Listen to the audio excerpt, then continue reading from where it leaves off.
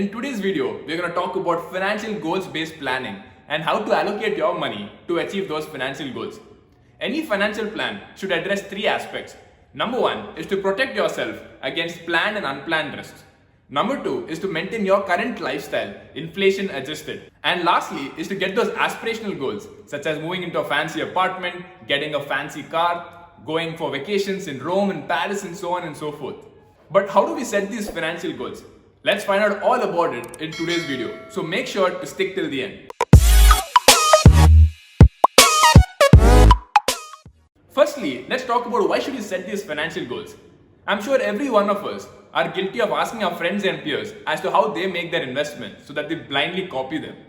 I think this is one of the worst things to do because the financial goals of your friends and peers might be drastically different from yours.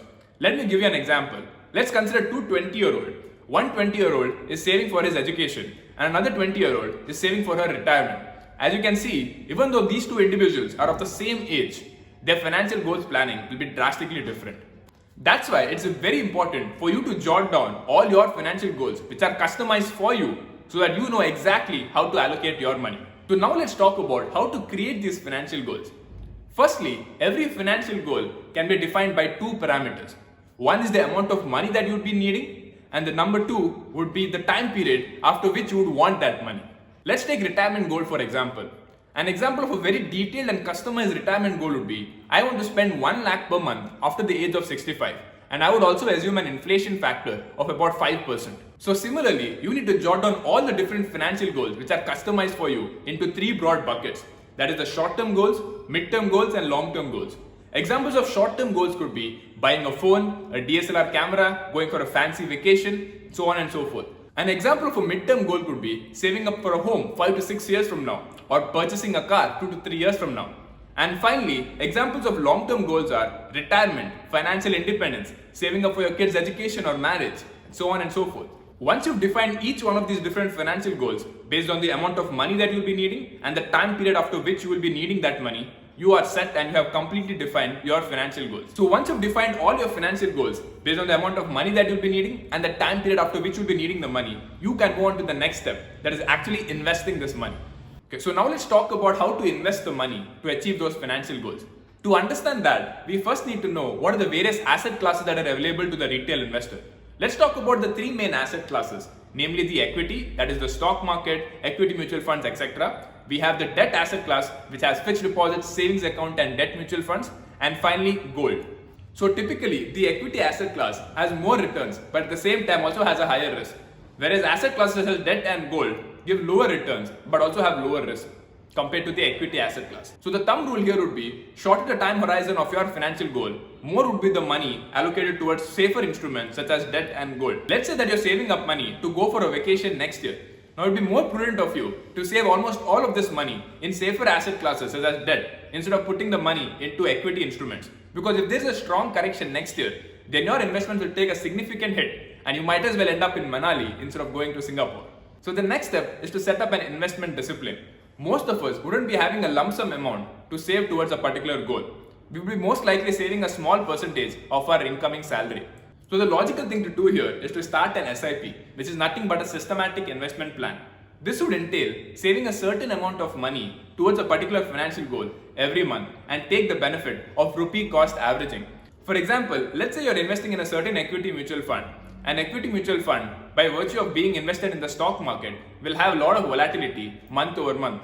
But by taking the advantage of an SIP, you get to invest both when the market is down and when the market is up, thereby averaging your investment. Now let's talk about how to control the risk of our financial plan. Because over the course of our lifetime, there might be some black swan events which might disrupt our financial goals planning. Examples of black swan events could be a job loss, a significant medical expenditure, or a market crash. We don't know because we can't predict the future. So it's important to provision for this so it doesn't affect our financial goals planning. So here are the 4 things that you need to do to protect yourself from these unfavorable events. Number 1 is to set up an emergency fund which covers 6 months of your monthly expenditure. Number 2 is to get a life insurance plan to protect your dependents in case the worst happens. Number 3 is to get a comprehensive health insurance plan to protect you against the rising cost of medical bills. And lastly, don't get loans which you cannot afford to repay if you are out of a job for more than 6 months. Because after 6 months, your emergency fund would run out And the last thing that you need to do is to dig into your savings and your equity investments to repay your loans, because that will significantly disrupt the growth prospects of your equity investments. So in conclusion, here are the things that you need to do.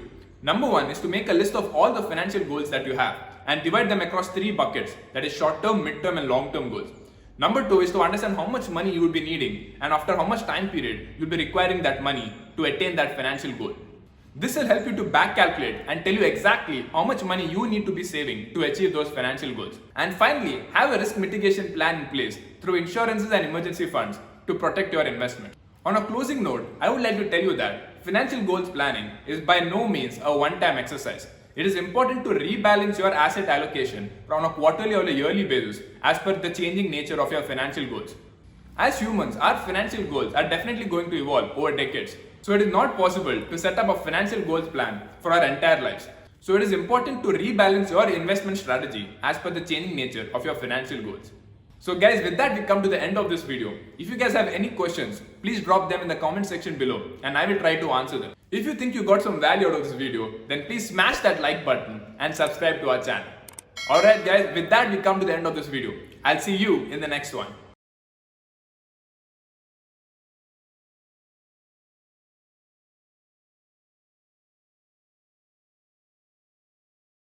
Investment in securities market are subject to market risks. Read all the related documents carefully before investing. Please read the risk disclosure documents carefully before investing in equity shares, derivatives, mutual fund, and or other instruments traded on the stock exchanges.